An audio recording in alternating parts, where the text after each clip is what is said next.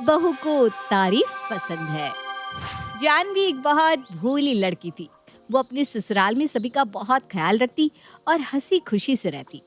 वहीं घर में सभी उसके भोलेपन का फायदा उठाकर अपना काम निकलवा लेते और वो सारा दिन अकेले ही परेशान होती। कैसे? चलिए देखते हैं। एक दिन सुबह सुबह, जानवी कहाँ है बेटा? मैंने तुझे कहा था सुबह उठकर सबका डिब्बा तैयार कर देना। तुझे तो पता है बेटा कि सब लोग जॉब वाले हैं घर में। तभी जानवी सिर पर पट्टी बांध कर आती है। माँ जी, बहुत तेज सर दर्द हो रहा है और चक्कर जैसा भी आ रहा है। थोड़ा सा काम क्या बोल दो, इनको चक्कर उल्टी सब होने लगती है। मुझे पता है इससे काम कैसे निकलवाना है। ठीक है बेटा, जा आराम कर, मैं ही बना लूंगी। फिर भले ही सोनू को ऑफिस में बेइज्जती झेलनी पड़े। बेइज्जती क्यों मम्मी जी? सोनू कह रहा था कि तेरे हाथ का खाना खा के सब उंगलियां चाटने लग जाते हैं।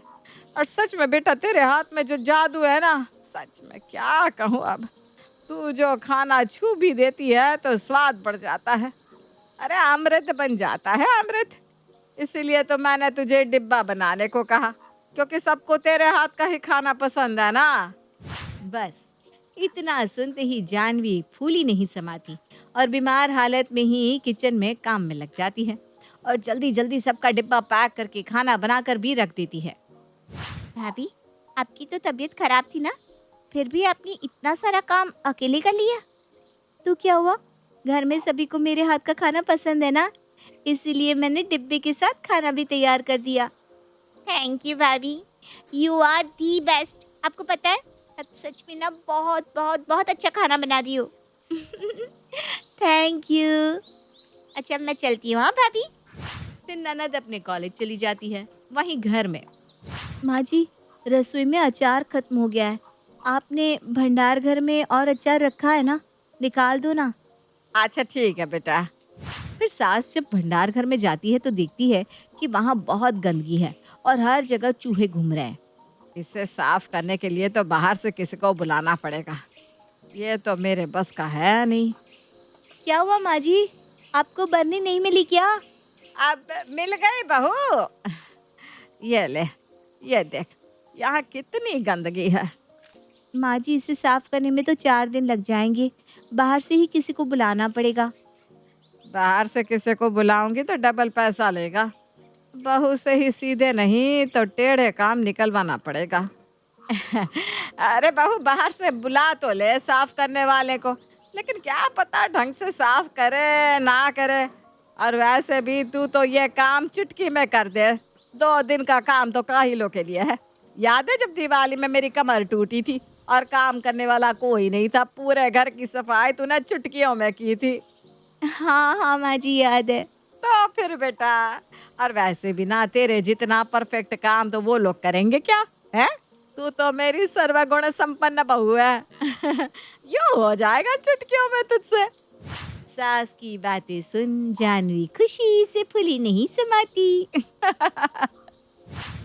हाँ हाँ माँ जी, आप चिंता मत कीजिए, सब काम मैं कर लूंगी, आप आराम करो। और किसी को फालतू में बुलाने की भी जरूरत नहीं है, मैं हूं ना। फिर क्या, बेचारी जानवी अकेले ही पूरा भंडार घर साफ करती है, जिसमें उसे 2 दिन लग जाते हैं। बड़े उत्साह से हाँ तो बोल दी थी सासू माँ को। यहाँ तो हालत खराब हो गई इस कमरे की सफाई करते करते। ऐसे ही एक दिन, यार आज तो मैम ने बहुत सारे प्रोजेक्ट वर्क दे दिए, मेरे से ना होगा इतना काम। ये तो मेरे भी बस का नहीं है। अरे कोई बच्ची की जान लेता है क्या? एक दिन में 100 पेजेस का रिसर्च पेपर कैसे तैयार करें भला? मैं तो किसी को पैसे देकर करवा लूंगी, मेरे से ना होगा। पर मेरा क्या होगा ये तो सोच। अरे तू देख ले, मैं जा रही हूँ अब। फिर पल्लवी घर को निकल जाती है और सीमा भी घर आ जाती है। वो देखती है कि उसकी भाभी बैठकर टीवी देख रही है। क्यों ना भाभी से ही ये काम करवा लूं, लेकिन कैसे? सीधी तरह तो मानेंगी नहीं। हाँ, सीधे नहीं तो टेढ़े तो मानेंगी। वैसे भी इनसे थोड़ी सी चिकनी चुपड़ी बातें कर लो, पिघल ही जाती है। वो भाभी के पास जाकर कहती है, भाभी आपसे ना एक काम था। हाँ हाँ बोलो ना सीमा, क्या हुआ? मेरा ना कॉलेज का प्रोजेक्ट सबमिट करना है और देखो ना, मेरे हाथ में मोच आ गई है, लिखा ही नहीं जा रहा। ओह, लाओ तेल मालिश कर देती हूँ हाथ में, ठीक हो जाएगा। हाँ, नहीं, डॉक्टर को दिखाया मैंने, उन्होंने कहा कि हाथ को तकलीफ ना होने दो, कल तक ठीक हो जाएगा। अच्छा, तो फिर रेस्ट करो, ये बाद में कर लेना प्रोजेक्ट वगैरह। भाभी कल ही सबमिट करना है, क्या आप कर दोगी? अरे मैं ना बाबा ना, मुझसे नहीं होगा ये।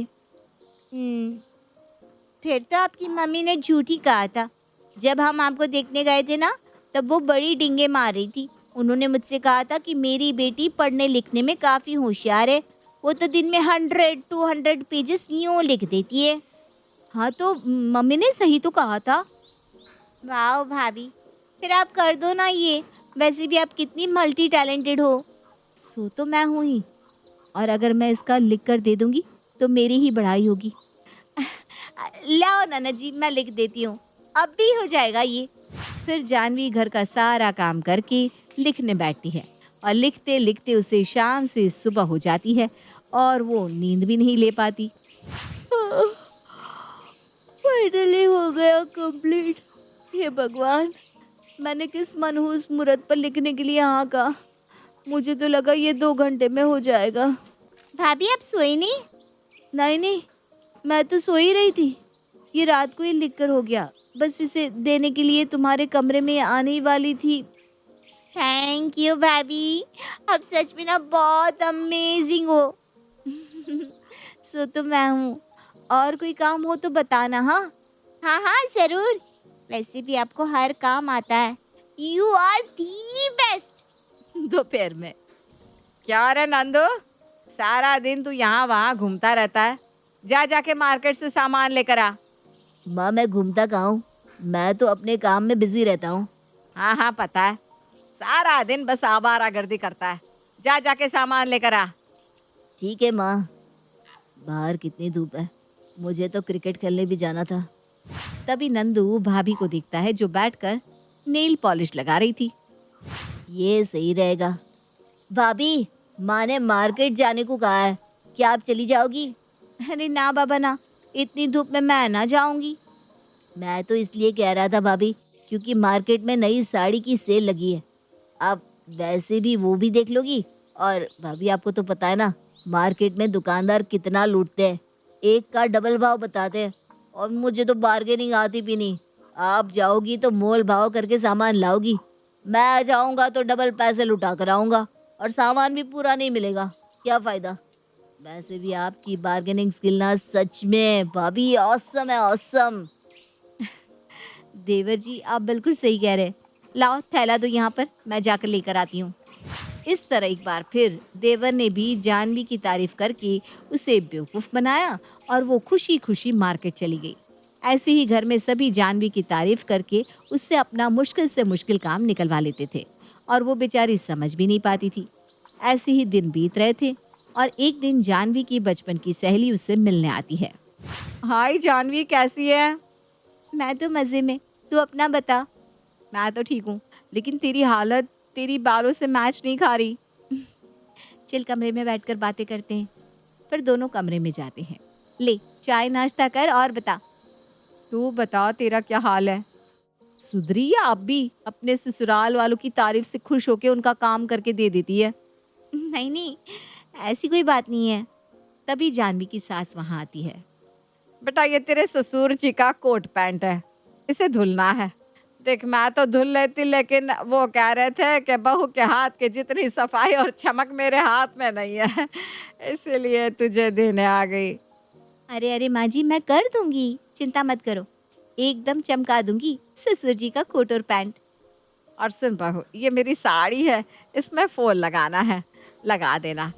वो क्या है ना, दर्जी को दूंगी तो पैसा लेगा और सब खराब कर देता है, बल्कि तू तो दर्जी से अच्छा फॉल लगा लेती है साड़ी में। सच में माँ जी? मैं झूठ ना बोलूं, तेरे हाथ का काम ना बेस्ट होता है, एकदम प्रोफेशनल। आप रख दीजिए, मैं कर दूंगी। सास की जाने के बाद ले लगा गई तेरी सास तुझे चूना। क्या मतलब? कितनी भोली है जानवी, जब से मैं यहाँ आई हूँ बस यही देख रही हूँ कि सब तेरी तारीफ करके तुझसे अपना काम निकलवा रहा है। तू चेंज करना अपना रवैया। सच में यार, कभी कभी मुझे भी लगता है कि मैं कुछ ज्यादा तो काम नहीं करती। कुछ नहीं, बहुत ज़्यादा करती है। सब अपने हिस्से का भी काम तुझसे ही करवाते हैं। तेरी थोड़ी सी तारीफ क्या कर दो तू पिघल जाती है। हाँ यार, बात तो सही है। मुझे ना तारीफ बहुत अच्छी लगती है, इसीलिए शायद। लेकिन अब से कोई काम नहीं करूंगी मैं। गुड। अच्छा सुन, परसों ना मेरे देवर की शादी है और मुझे कोई अच्छी पार्लर वाली नहीं मिल रही। क्या तू मेरा मेकअप कर देगी?